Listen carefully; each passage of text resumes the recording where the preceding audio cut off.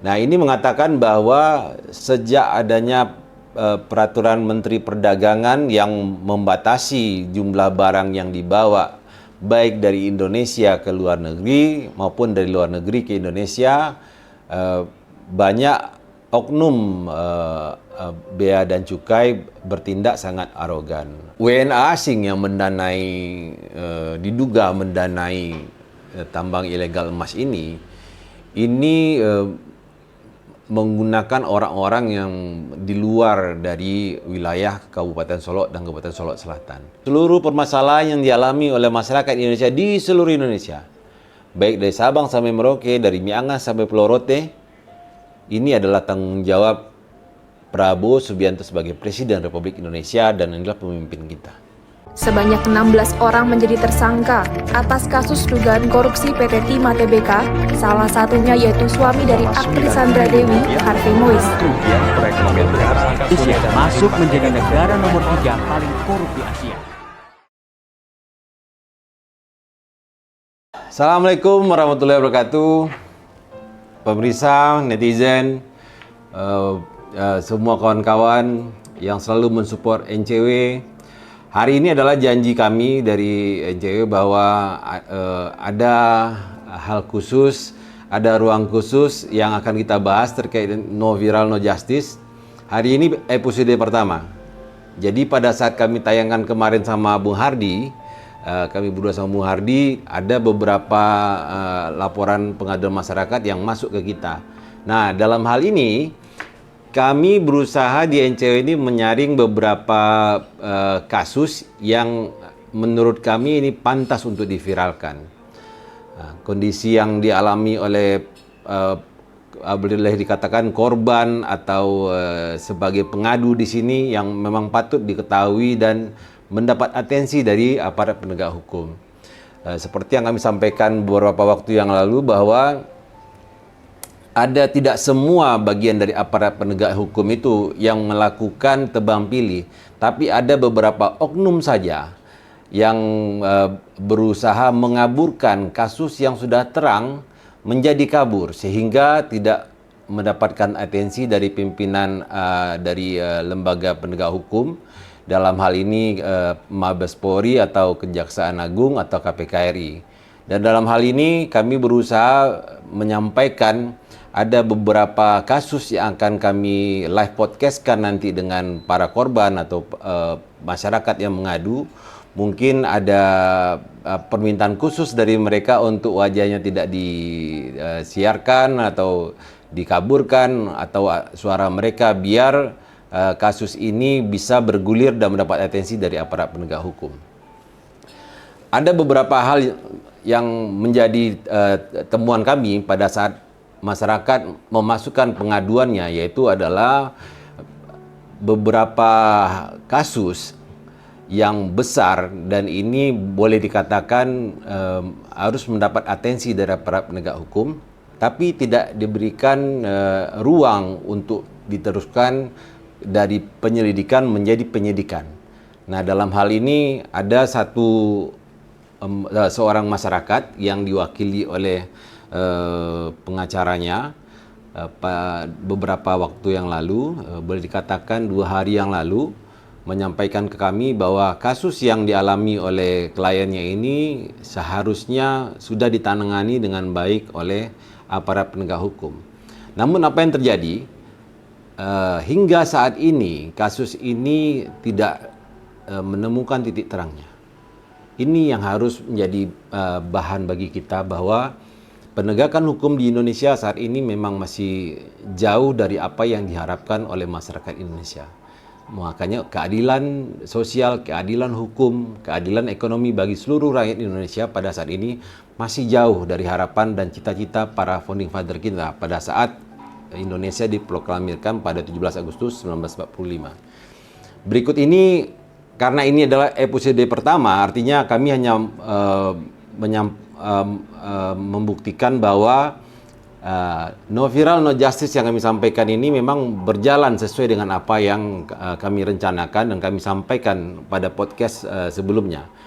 Dalam hal ini ada beberapa kasus yang menurut kami patut menjadi atensi bagi aparat penegak hukum. Mungkin nanti setelah korban atau pengacara yang mewakili korban atau pengadu ini bisa datang ke ruang podcast kami untuk bisa menyampaikan secara langsung, secara lebih detail. Karena kami mensyaratkan setiap pengaduan masyarakat yang datang ke NCW itu harus dilengkapi dengan bukti-bukti, saksi-saksi atau hal-hal yang bisa mendukung dugaan-dugaan terkait dengan pelanggaran hukum, terkait dengan adanya tebang pilih terhadap penyelesaian masalah hukum atau ada perbuatan melawan hukum, tapi tidak diteruskan oleh aparat atau oknum aparat penegak hukum yang menerima aduan dari kasus tersebut. Berikut ini ada 4 kasus yang masuk ke kami, tapi secara garis besar kami sampaikan bahwa 4 kasus ini nanti akan ada live podcastnya sesuai dengan kesepakatan kami dengan masyarakat yang mengadu, bahwa kami akan memberikan ruang kepada masyarakat yang mengalami tumpulnya hukum terhadap kasus atau permasalahan yang mereka hadapi, sehingga ruang no viral no justice yang diberikan oleh kami inilah yang menjadi tempat untuk masyarakat bisa menyampaikan unek-uneknya. Semoga Presiden, Wakil Presiden, para Menteri, Jaksa Agung, Kapolri, Ketua KPK, ataupun mungkin nanti ada kasus yang terkait dengan Badan Usaha Milik Negara, mungkin BPKRI yang terlibat di sini, atau ada terkait dengan pencucian uang, ada PPATK tentunya yang bisa merespon nanti. Kami berharap yang kami sampaikan ini akan menjadi tolak ukur bahwa penegakan hukum di Indonesia harus diperbaiki dari hari ke hari.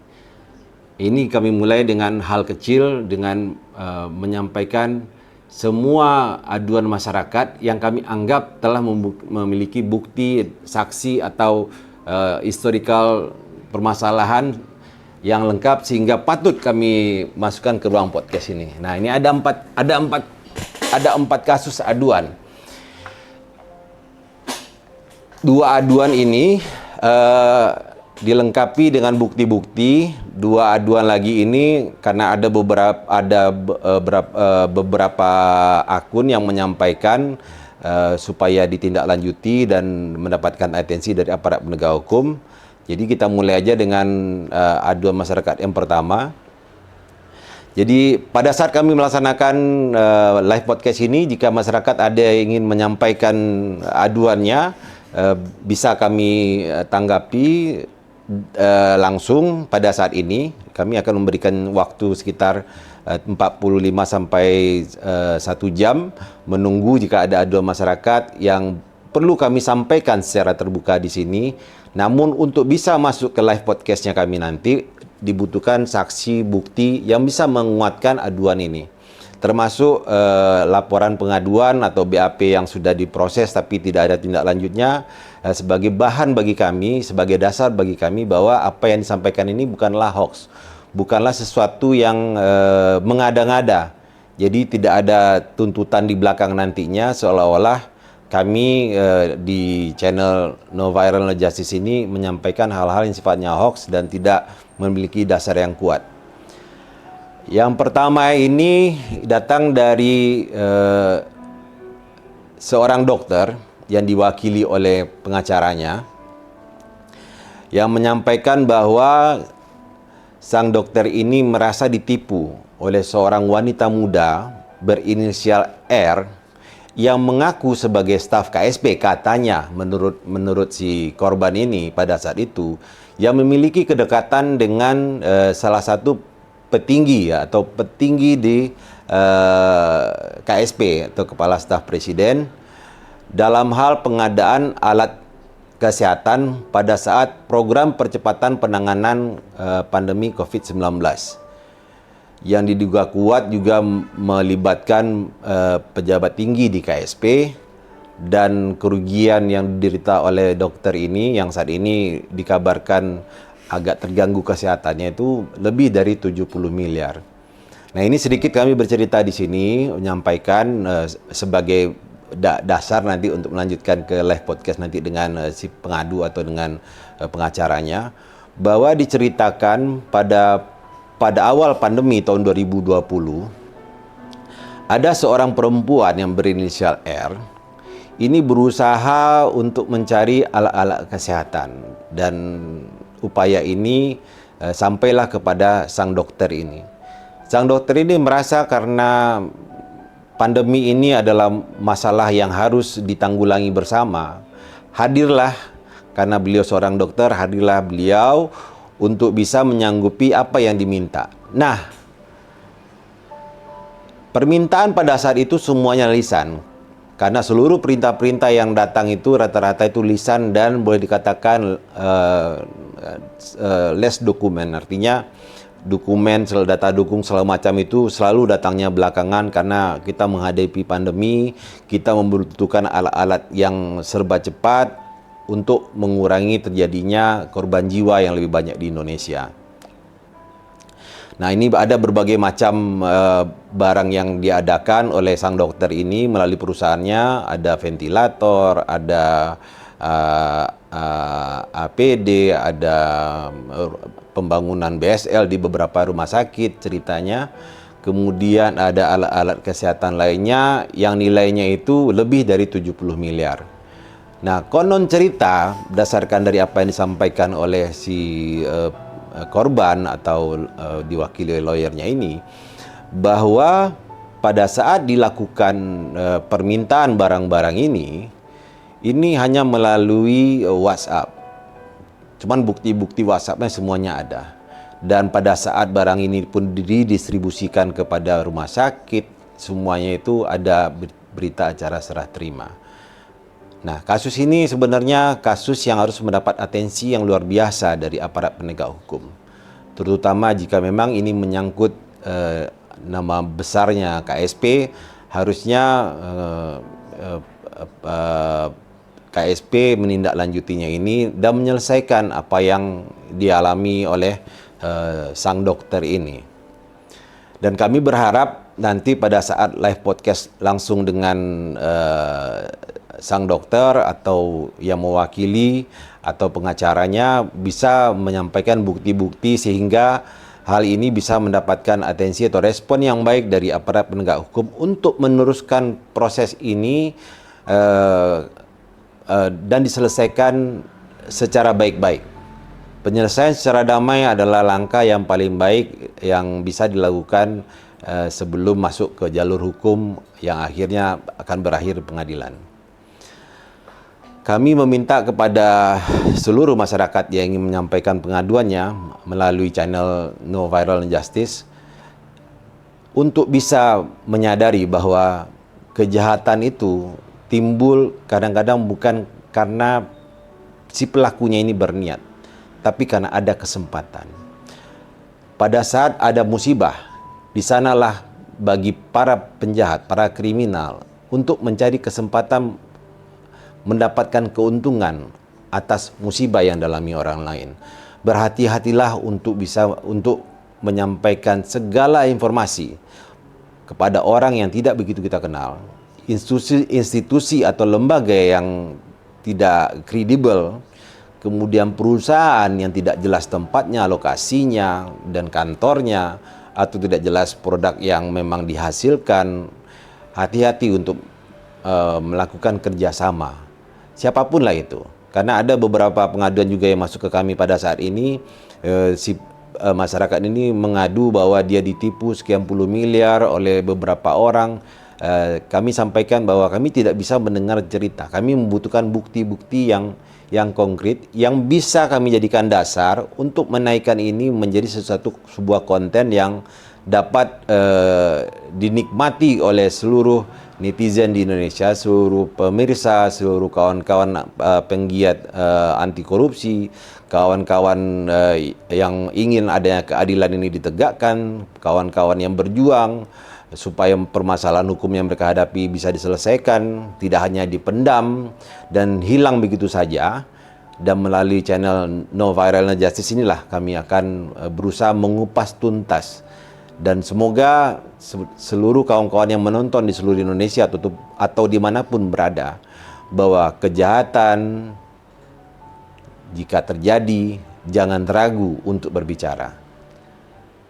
Kita dituntut pada saat kemerdekaan Republik Indonesia untuk speak up sehingga kita bisa merdeka tanggal 17 Agustus 1945. Ini saatnya juga kita untuk speak up jika ada pelanggaran atau perbuatan melawan hukum yang sudah sampai ke ranah aparat penegak hukum, namun ada oknum yang tidak meneruskannya ke penyelidikan atau statusnya hanya berhenti di penyelidikan, tidak disidik. Nah, kami memberi ruang di podcast No Viral No Justice ini untuk bisa kasusnya ini diteruskan ke ranah penyidikan sehingga bisa disidangkan jika seandainya jalan damai tidak bisa ditempuh. Yang kedua adalah ada pengaduan lagi dari seorang pengusaha batubara dan pengusaha sawit. Kebetulan pengadu ini memiliki beberapa perusahaan yang berada di Sumatera Selatan.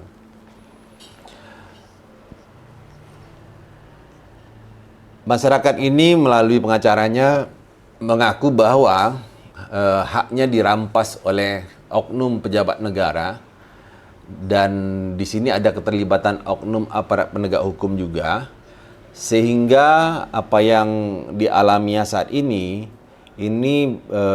diduga membuat masyarakat ini atau pengadu ini mengalami kerugian bisa ditaksir ratusan miliar rupiah. Nah, ini kan hal yang luar biasa.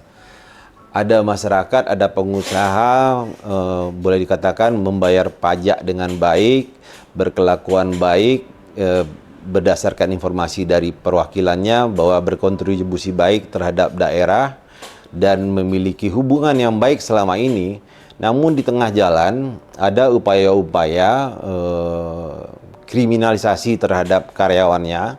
Kemudian ada haknya, boleh dikatakan terkait dengan izin usaha pertambangan yang berselisih karena ada perbedaan batas dari IUP-nya, sehingga hingga hari ini tidak ada penyelesaian yang konkret dari aparat penegak hukum, dari kedinasan, dari kementerian juga yang membawahi terkait dengan tapal batas dari izin usaha pertambangannya.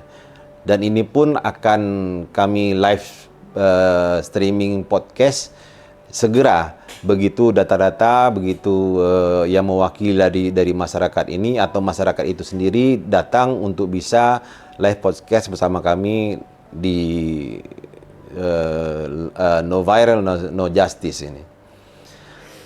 Dan yang lebih menarik lagi, ini datang dari daerah saya sendiri, yaitu ada masyarakat yang mengadu, dan ini saya tidak tahu apakah orangnya sama dengan berbagai macam nomor dan atau nomor akunnya, yang mengatakan bahwa di daerah Kabupaten Solo dan Solo Selatan itu diresahkan oleh tambang emas ilegal yang dibohiri atau didanai oleh warga negara asing, diduga dari Tiongkok, dan diduga di backup oleh oknum TNI dan oknum aparat penegak hukum. Nah, kami menyampaikan kepada masyarakat yang mengadu bahwa tolong pengaduan ini dilengkapi jika bisa dengan video, bisa dengan foto, bisa dengan dokumen-dokumen pendukung, atau ada aktivitas-aktivitas yang bisa jadi dasar bahwa masyarakat sudah melakukan pengaduan kepada aparat penegak hukum supaya penambangan ilegal ini ditindak dan dihentikan, karena akan berdampak terhadap lingkungan, berdampak terhadap kesehatan masyarakat, berdampak terhadap keamanan di lingkungan tambang ilegal ini. Kita menyadari bahwa Presiden Jokowi pernah menyampaikan bahwa untuk tambang-tambang rakyat yang tujuannya adalah untuk mencari makan, bukan mencari keekonomian untuk menjadi kaya raya, diberikanlah kesempatan itu masyarakat itu dan jangan diganggu. Makanya ada kebijakan untuk membuat wilayah pertambangan rakyat atau wilayah WPR. Kemudian di bawahnya itu ada izin pertambangan rakyat atau IPR, sehingga masyarakat bisa melakukan penambangan dengan areal tertentu, luas-luas tertentu. Kalau nggak salah maksimal 25 hektar. Nah, apa yang terjadi di Kabupaten Solok dan Solok Selatan ini katakan bahwa WNA asing yang mendanai diduga mendanai tambang ilegal emas ini menggunakan orang-orang yang di luar dari wilayah Kabupaten Solok dan Kabupaten Solok Selatan.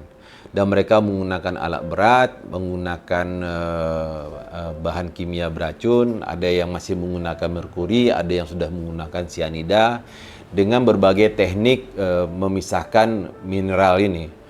Jadi hal inilah yang dikhawatirkan oleh masyarakat di sana, bahwa apa penambangan yang dilakukan dengan menggunakan alat berat yang tidak menggunakan manajemen tambang yang bagus akan merusak lingkungan dan mencemari air, sumber penghidupan masyarakat di sekitar lokasi tambang ilegal ini.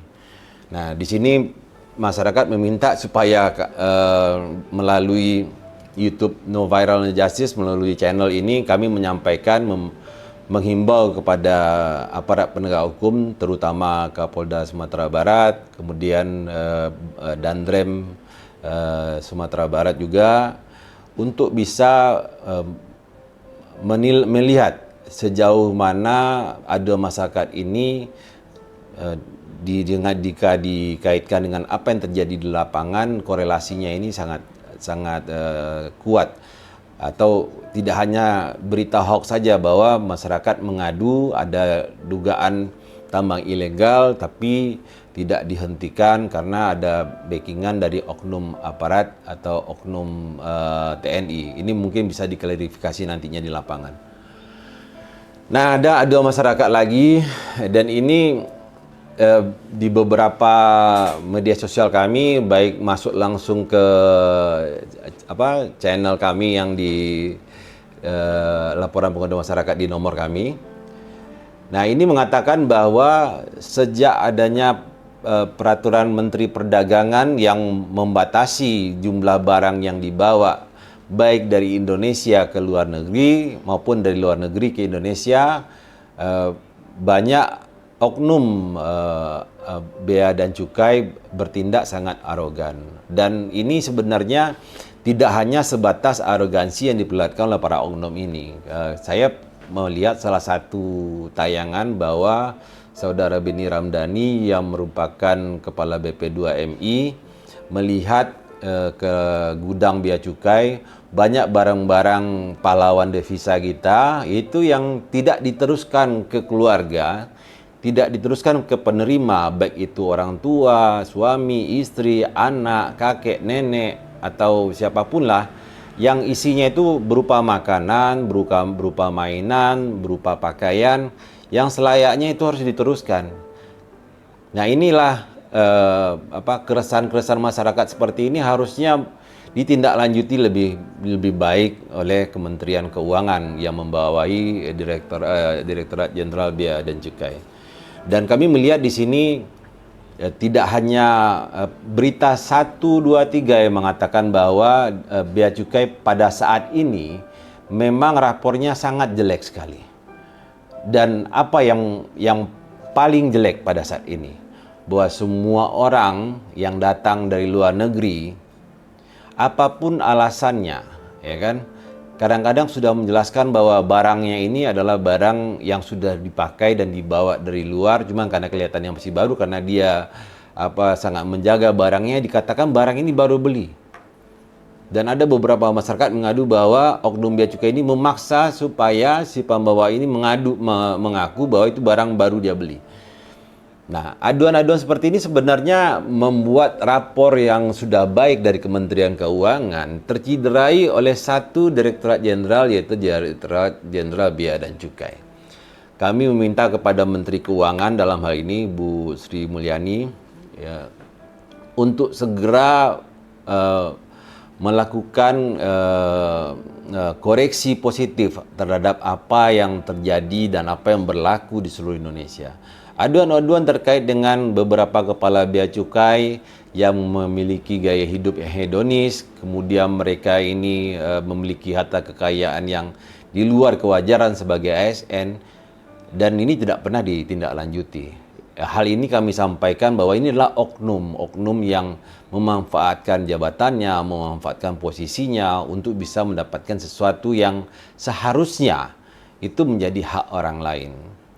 Atau memanfaatkan kejahatan yang dilakukan oleh orang lain sehingga menjadi keekonomian bagi oknum di bea dan cukai ini. Nah, ini kami meminta pada Menteri Keuangan, kami juga berharap Presiden Jokowi dalam hal ini bisa menindaklanjuti begitu banyak aduan masyarakat terkait dengan apa yang terjadi dengan masyarakat Indonesia yang membeli barang di luar negeri dengan harga yang murah tiba-tiba mendapatkan denda yang besar walaupun alasan itu denda administrasi. Nah, ini hal yang menurut kami di NCW ini sesuatu yang sangat tidak lazim. Di luar negeri sana, hal yang sifatnya dasar dan mendasar jika masyarakatnya itu mengimpor barang yang tujuannya adalah untuk kegiatan sosial, untuk kegiatan olahraga, untuk kegiatan ekonomi masyarakat kecil, itu diberikan ruang yang sangat besar, kecuali yang berkaitan dengan dangerous good atau barang-barang berbahaya atau narkotik atau obat-obatan yang membutuhkan resep atau barang-barang yang membutuhkan klarifikasi dari pabriknya seperti bahan kimia, seperti bahan peledak, seperti senjata, amunisi dan lain sebagainya. Nah, kami menghimbau karena setelah koreksi yang dilakukan oleh Menteri Keuangan yang langsung mendatangi Bea dan Cukai Soekarno-Hatta, dan ternyata pasca kegiatan tersebut ini tidak ada tindak lanjut yang baik, maksudnya masih ada masyarakat yang merasa ada oknum-oknum Bea dan Cukai yang memanfaatkan kelemahan pengetahuan daripada masyarakat untuk bisa mengambil keuntungan. Nah, hal-hal seperti ini memperlihatkan bahwa dugaan kami ya, Dirjen Bea dan Cukai tidak menjalankan tugasnya dengan baik sehingga subordinatnya atau para anak buah di lapangan, ya mungkin boleh katakan oknum-oknum ini tidak bisa ditertibkan. Jadi kami menghimbau jika seandainya ada masyarakat ini datang terus ke kita berkali-kali mengatakan, "Bang, tolong soal bea dan cukai, Bang. Ada kepala bea cukai gaya hidupnya hedonis, Bang. Ini ada ini, ada ini." Semuanya terkait dengan tindak tanduk dari oknum bea cukai. Tidak mungkin tidak semua orang di bea cukai yang melakukan kejahatan-kejahatan atau perbuatan melawan hukum. Tapi secara masif aduan-aduan masyarakat ini dan apa yang ditayangkan di beberapa media sosial memperlihatkan bahwa bea dan cukai saat ini memiliki rapor yang sangat jelek di mata masyarakat. Kami tidak hanya, mungkin ini ada efeknya juga dari peraturan Menteri Perdagangan yang dikeluarkan oleh Zulkifli Hasan yang berdampak terhadap perlakuan terhadap rakyat Indonesia yang melakukan perjalanan ke luar negeri dan balik ke Indonesia itu diperlakukan seolah-olah sebagai penjahat. Nah, ini sesuatu yang tidak sepantasnya diterima oleh masyarakat Indonesia, diperlakukan dengan tidak baik di negerinya sendiri. Bahkan begitu kami pergi ke luar negeri, staf custom di sana itu jika ada hal yang menurut mereka menarik untuk ditanyakan, kan apa yang berada di dalam tas atau dalam koper, ditanya terlebih dahulu apa yang ada di dalam koper Anda. Begitu dijelaskan, tidak langsung menuduh. Jika bisa kami periksa untuk melihat sesuai dengan apa yang Anda ceritakan, baru dibuka, dan itu pun tidak langsung dibongkar, tidak, baik-baik. Diminta kita supaya membuka dan memisahkan barang-barang kita sendiri, kemudian ditanya ini apa, jika ini obat ada resepnya enggak, jika ini makanan, jika ini bentuknya itu adalah biji-bijian, apakah ini akan dimakan atau akan ditanam, karena kalau seandainya akan ditanam harus masuk ke karantina segala macam. Nah, proses seperti ini harusnya dilalui oleh beberapa staf bea dan cukai di Indonesia juga. bahwa Indonesia ini terkenal dengan masyarakat yang ramah, yang tempo seliro, yang tidak kaku dengan bisa melakukan diskusi, karena musyawarah dan mufakat itu merupakan hal yang paling dasar yang disampaikan, karena itu ada dalam Pancasila juga. Tapi apa yang didapatkan sekarang? Kadang-kadang peraturan-peraturan yang dibuat sekarang ini membuat masyarakat ini kehilangan hak-hak dasarnya. Hak untuk mendapatkan, mohon maaf, boleh dikatakan, selama 10 tahun terakhir ini banyak masyarakat yang hanya dinakbobokkan oleh sesuatu yang sifatnya populer tapi tidak membumi. Nah, ini yang terjadi sekarang saat ini. Nah, kami berharap melalui novel justice ini jangan sampai banyak sekali aduan masyarakat yang membuktikan bahwa apa yang disampaikan oleh Jenderal Listio Sigit menginginkan jangan sampai masyarakat ini kasus hukum yang mereka hadapi, pengaduan yang mereka sampaikan ke aparat atau ke anak buahnya Jenderal Listio Sigit ini viral dulu, baru mendapatkan atensi. Nah, menurut kami di NCW, Kapolri sudah menyampaikan sesuatu yang selayaknya harus dilakukan oleh para anggotanya di lapangan, di seluruh daerah. Dan himbauan ini bagi kami, bagi seluruh aparat penegak hukum, pengaduan masyarakat yang datang karena ada permasalahan yang mereka hadapi, jangan pernah tebang pilih. Jangan pernah mengecilkan orang karena orang ini tidak memiliki siapa-siapa, orang ini tidak memiliki kekuatan ekonomi, orang ini tidak memiliki jabatan, orang ini tidak memiliki massa, orang ini tidak memiliki pengetahuan yang lebih sehingga bisa dibodoh-bodohi. Semua masyarakat sama di mata hukum. Karena equal before the law itu semboyan yang dikatakan itu adalah hak semua orang yang ada di Indonesia.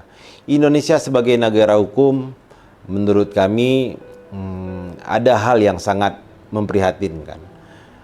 Kadang-kadang hukum seperti bisa dibeli di Indonesia. Makanya kami menyampaikan elegi hukum di Indonesia, bahwa hukum itu ada, tapi berasa tiada. Nah, melalui No Viral No Justice ini, kami memberikan kesempatan ke seluruh masyarakat Indonesia untuk datang pada kami, menyampaikan apa masalah mereka yang sudah mungkin bertahun, berbulan, berminggu, atau bertahun-tahun tidak mendapatkan penyelesaian karena belum viral. Dan kami juga tidak berharap semua kasus itu harus viral dulu baru diselesaikan oleh aparat penegak hukum. Dan jika ada pertanyaan-pertanyaan yang bisa kami terima saat ini, kami akan bacakan aduan-aduan masyarakat yang masuk saat ini. Oke. Baik, Bang. Di daerah kami di Kalimantan Barat, ya detailnya Bang, di mana Kalimantan Baratnya? Ada tambang emas ilegal juga. Oke, tolong dan kami sudah menyampaikan pengaduan ini, tapi tidak ada tindak lanjut dari aparat penegak hukum. Oke, kami tampung. Coba disampaikan lokasi tepatnya di mana dan siapa oknumnya, jika bisa disampaikan atau diberikan clue-nya, mungkin akan kami sampaikan di sini. Kemudian apa lagi nih? Oke. Ada tambang ilegal juga. Nah, ini maksud kami begini. Tambang ilegal, jika terjadi ada tambang ilegal yang terjadi, sebaiknya lakukan pengaduan dulu kepada aparat penegak hukum setempat. Jika seandainya setelah pengaduan ini dilakukan dan LP ini tidak ditindaklanjuti diteruskan ke penyelidikan, dan jika cukup bukti dan saksi tidak diteruskan ke penyidikan, kami akan viralkan melalui channel ini. Tapi jika belum diadukan oleh masyarakat, ruangnya itu masih terbuka untuk masyarakat bisa menyampaikan kepada aparat penegak hukum. Oke. Ini ada aduan lagi dari masyarakat. Oh ya, terima kasih dukungannya. Ya, semoga semua sehat-sehat. Amin ya. Nah, ini ada satu aduan, ntar kami cek dulu. Ada satu aduan masyarakat lagi yang menurut kami ini perlu mendapatkan atensi.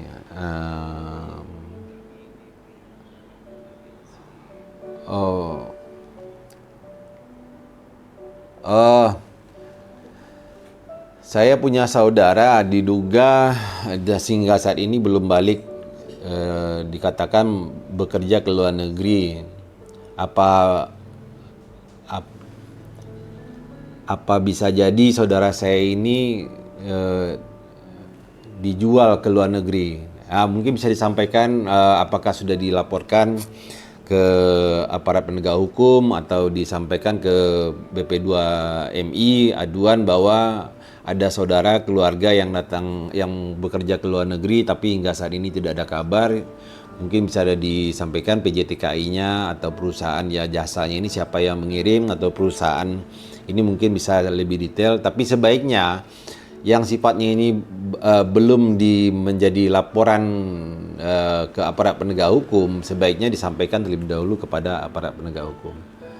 Kami masih mengasih ruang kepada masyarakat yang ingin menyampaikan aduannya terkait dengan hal-hal yang sifatnya perlu ditindaklanjuti.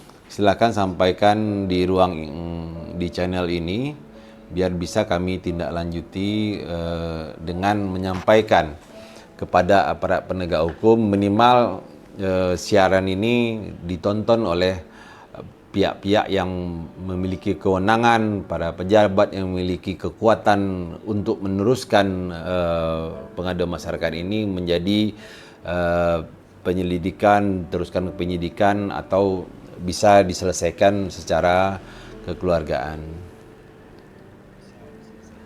Oke. Kami lihat lagi di Oke.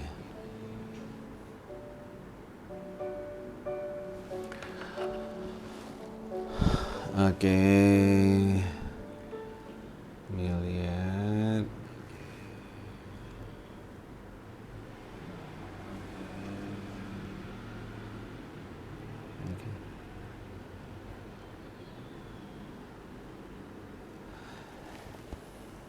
Ya, kami masih menunggu jika ada masyarakat yang ingin menyampaikan terkait dengan permasalahan yang dihadapi, yang butuh diviralkan, butuh disampaikan di sini, sehingga kami bisa membantu menyampaikan. Kami masih ada waktu sekitar 8 menit lagi untuk memberikan ruang kepada masyarakat menyampaikan aduannya, hal-hal yang sifatnya perlu ditindaklanjuti, sehingga kami bisa meneruskan permasalahan masyarakat ini ke ruang yang seharusnya, atau kami sampaikan ke aparat penegak hukum. Mungkin melalui channel ini aparat penegak hukum bisa lebih concern, lebih sensitif untuk menerima aduan masyarakat ini. Masih ada waktu 7 menit lagi.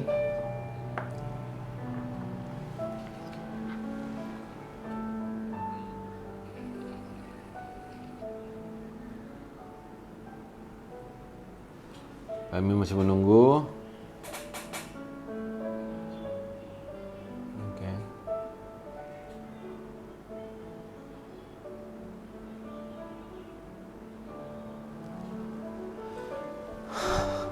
Untuk dua kasus yang kami sampaikan ini akan kami tayangkan live podcastnya langsung dengan masyarakat yang mengadu atau yang mewakili atau pengacaranya nanti, sehingga ini bisa disikapi lebih baik oleh aparat penegak hukum, sehingga tidak ada lagi yang namanya prasangka dari masyarakat bahwa hukum itu tebang pilih. Ada orang yang memiliki kekuatan ekonomi yang lebih kuat, maka dia bisa membeli hukum. Ini hal terjadi juga dengan apa yang saat ini lagi diusut oleh Kejaksaan Agung terkait dengan kasus timah. Korupsi timah ini, jika kerugiannya 200 diduga ya didalilkan oleh Kejaksaan Agung itu 271 triliun. Jika hanya tuntutan yang akan diajukan kepada para pelaku ini, para tersangka ini, hanya hukuman maksimal 15 tahun penjara, kemudian denda 1 miliar, kemudian barang yang disitanya itu pun nggak sampai dengan 1 triliun secara akumulasi, ada yang salah di sistem hukum kita. Penegakan hukum kita ini ada sesuatu yang harus kita koreksi. Kami tidak mengatakan bahwa lembaga seperti kepolisian, kejaksaan, KPK RI, atau lembaga auditor seperti BPK RI tidak menjalankan tugasnya dengan baik, atau PPATK tidak menjalankan tugasnya untuk memperhatikan aliran transaksi yang tidak wajar, sehingga bisa diteruskan dugaan-dugaan adanya pencucian uang ini ke Mabes Polri atau Kejaksaan Agung. Tapi banyak fakta yang terjadi di dunia nyata di Indonesia ini, bahwa bagi orang-orang yang memiliki kekuatan ekonomi yang kuat, hukum itu seperti tidak bisa menyentuh mereka. Kasus yang terjadi pada korupsi timah dengan nilai kerugian negara 271 triliun, kita melihat di sini bahwa si pelaku utama, kalau bahasa filmnya, the man behind the gun, ini orangnya nggak tersentuh. Yang tersentuh ini adalah operator-operatornya. Menurut kami, dugaan kami, ini adalah operator-operator. Kalau di pihak swastanya, kalau di BUMN-nya, ini kan memang diambil ini. Maksudnya direktur utamanya, ini sebagai pelakunya. Bahwa yang terlibat ada dugaan korupsi dengan memanfaatkan posisi, jabatan, kekuasaan, otorisasi yang dia miliki, akhirnya terjadilah korupsi ini. Nah, jika melibatkan swasta, ini rata-rata ini hanya operatornya aja. Baik HL itu operator, habis itu HM ini juga operator, kemudian ada beberapa manajer-manajer itu hanya operator. Tapi yang menjadi dalang dari semua ini hingga saat ini menurut kami belum tersentuh.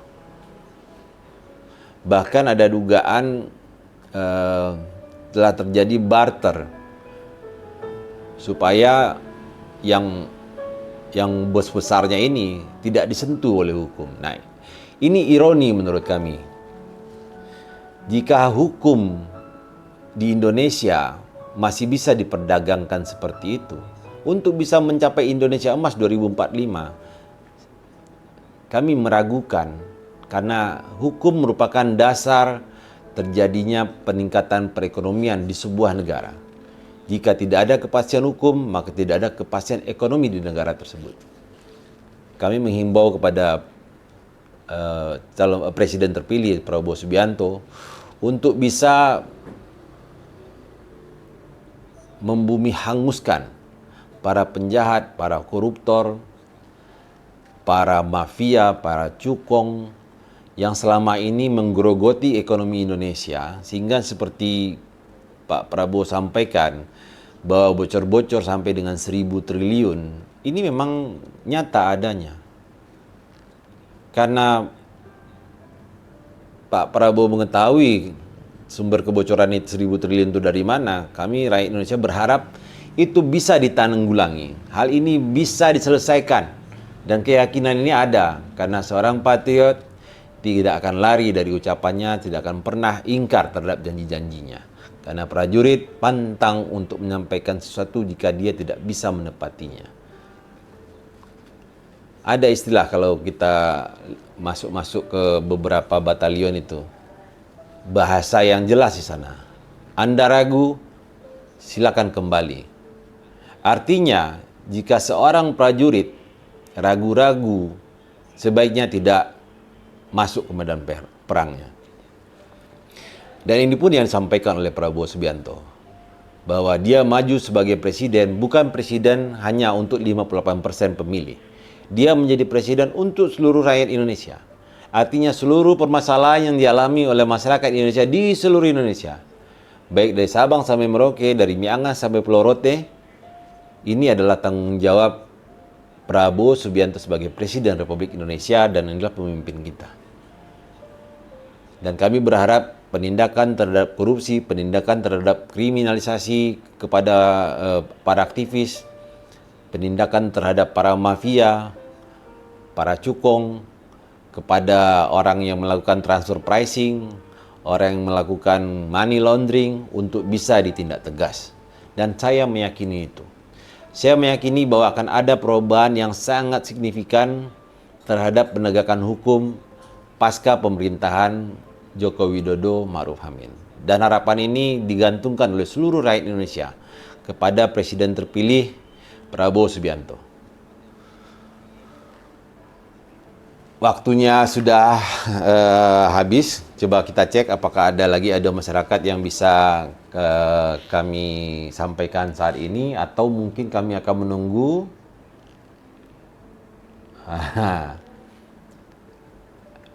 Ya, kami berharap kawan-kawan semua di luar sana, baik para aktivis, penggiat sosial, kepada perempuan yang perjuangkan hak-haknya, kepada para politikus yang memperjuangkan kemanusiaan, memperjuangkan rakyat, supaya terus berjuang. Terutama kepada para adik-adik mahasiswa. Kawan-kawan mahasiswa, supaya terus berjuang di jalan, di garis perjuangan. Jangan takut. Kritik itu tidak haram. Melakukan orasi memperjuangkan apa yang selayaknya diterima oleh masyarakat itu tidak haram.